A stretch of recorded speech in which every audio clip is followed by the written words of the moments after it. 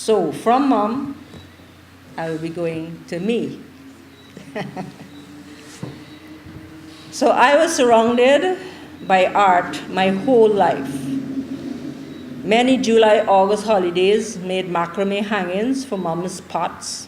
We made belts and bags, did embroidery taught by Mom, and she would always tell us what colors went with what in our clothes.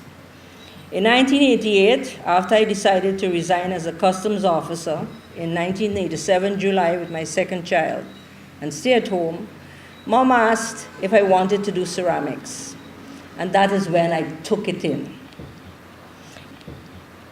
I was the one who always wanted to do nursing. I chose food and nutrition, not art. I learned and always remembered her saying, everything you do, do it to the best of your ability. I loved using different colors on my pieces and used those designs Mom had done. I made my living for many years selling to the craft shops. So these are some of the pieces that I have done using the designs that Mom developed and documented over the years. The uses of the petroglyphs, that's in some there, on the cups you'll see the tiger design. At the bottom there, pencil, you have the frog. Of course, you have the cross hatching that is used. On the other one, you have the snake there. Similar over on this one side. You have the PI man and the different animals that were used there. Again, the effigies, but of course mine has lots of color in it. I like the use of colors. And then over to this one side, I did, those were little ashtrays that were meant for your table to use with little nuts and sweets, etc. But of course the designs there too were, this is a wine set done with a tamari figure with the cups. And over on your right, those were bowls. I think the one there is in Stanley Greaves' collection. Another one, this is a white clay pot, and that is the figure of the deer. And at the top there you have the birds. And as you can find in our petroglyphs, you will see an imprint always of that hand. That hand. Wine set. Wine sets, teapots, jewel boxes.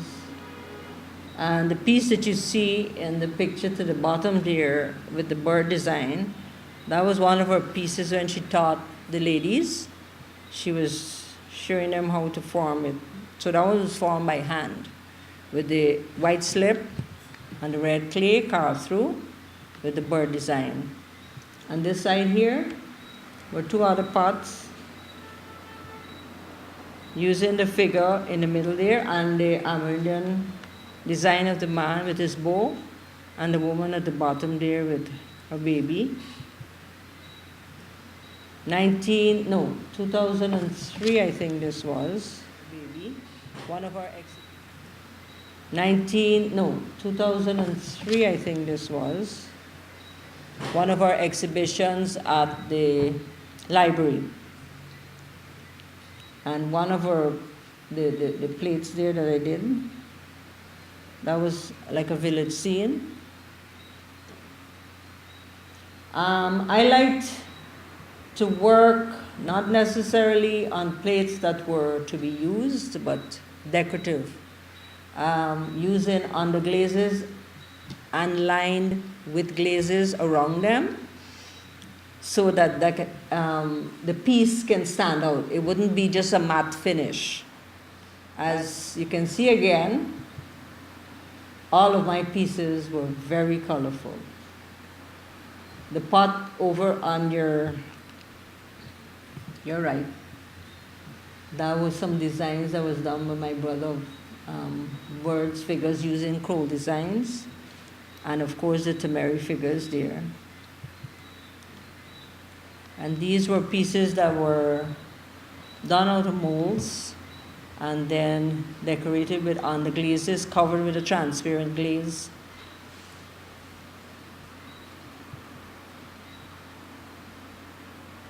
Now these were used for eating. These were what you call churin pots with a handle going over the top. This one was the use of a design that looks similar to the Red Indian designs, but it also looked like our toucan. And here again you have a village scene with the houses there and the symbol, which is the man with his bow and arrow, the hunter. Right. In 1975, she went to Canada for the second time on a permanent visa. She told me to join the Guyana Women Artists Association. My first exhibition was at Castellani House at their exhibition in 1995. I have exhibited and been a part of GWA from then to present, served as the president, vice president, secretary, being present at all of the exhibitions over the years. I self-taught myself in pen and ink drawings in 2003.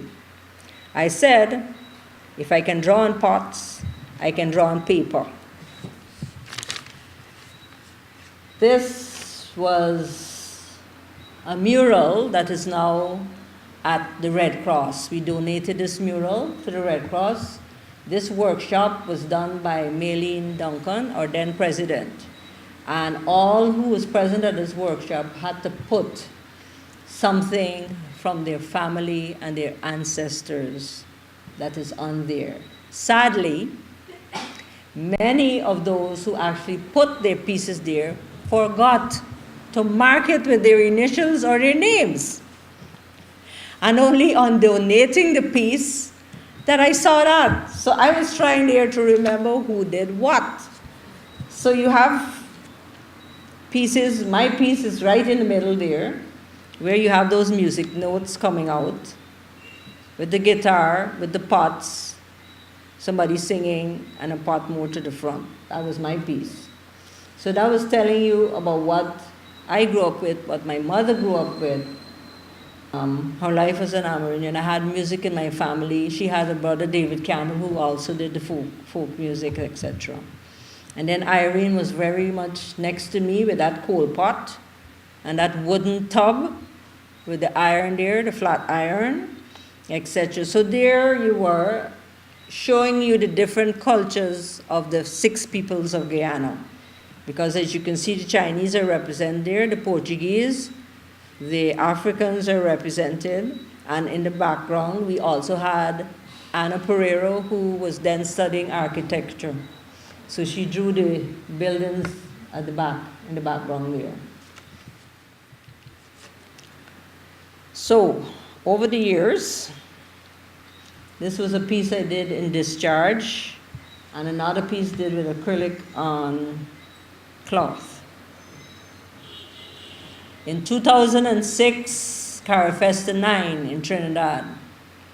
This was my first experience at carving on wood. The Surinamese contingent said each artist had to make their mark on this piece that they would leave in Trinidad. So my first experience there with another member of our Artists Association, Nyota Kelly, is the one that I didn't clip my fingers. Those tools are sharp. So these here were some other pieces that were handmade. Candle holders, little pots that can be used as ashtrays or sweet bowls, etc. You have an effigy there in the background there. Little ashtrays. And in the corner, on your left there, my first at sculptures. Done by hand, and I choose to do the burden bearers, the ladies who, in Amerindian culture, has to be there for everyone. So the first one I did is the one that you would see in the middle, where she has her warishi on her back, where she carried her cassava, etc. Her hands are around that big tumor pot, which she had to cook. And if you can see her face was one that was drawn and tired. The other two that are there, she is also a mother. So in the middle of it, there's a little baby. And in the other two, on either side, there's two babies that you would see in the womb. On either side, with her in the pot. Winslow Craig was there when I first did. He said, Anna, good attempt. So I felt pleased. Yeah. So I always try to do something different at each exhibition. When Mom died, she left 3 empty watercolor pads. I said one day I would learn to use them. In 2006 to 2007, I did a 12-week course in watercolors taught by Josefa Tamayo at Castellani House. In October 2007, I entered a competition there in watercolors and won a silver and a bronze medal. This is my silver medal piece over there. And the other piece was one of the 3 pieces that they couldn't decide on that was to win the bronze medal. So the other piece. And then in 2009, 2 years later, I won the gold and silver prizes. This was my gold medal piece done in watercolors. I got to beat my teacher, or to best her. That's Josefa. That showed I was well taught by her. I use this medium, acrylics on paper, and pottery and pen and ink. I learned discharge, tie-dye, batik, Vedic art in workshops. So these are my pen and ink drawings, and these were the early ones that I first started with. And these were 2 village scenes, one of the hunter with all the different animals that you would find, that he can, the monkey, the deer, the tapir, the galling, and then in the river, you have the snake,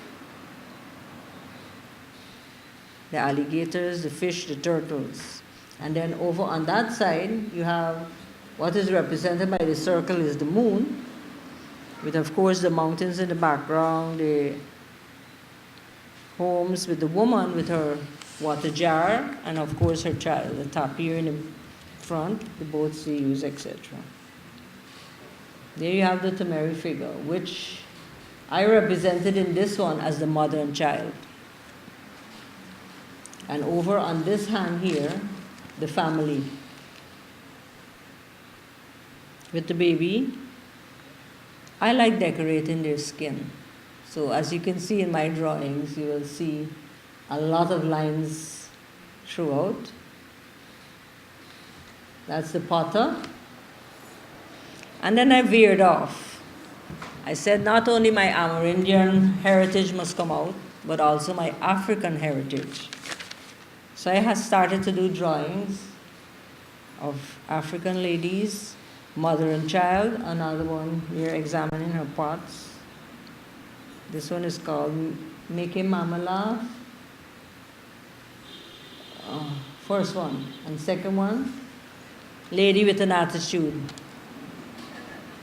You dress her up in European clothes, and then she has on her turban there to show you who she is.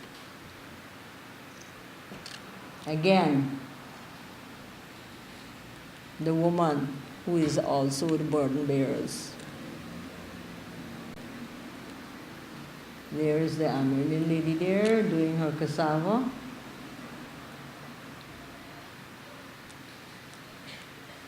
Weaving of baskets, which on the outer side is done with charcoal and pen and ink.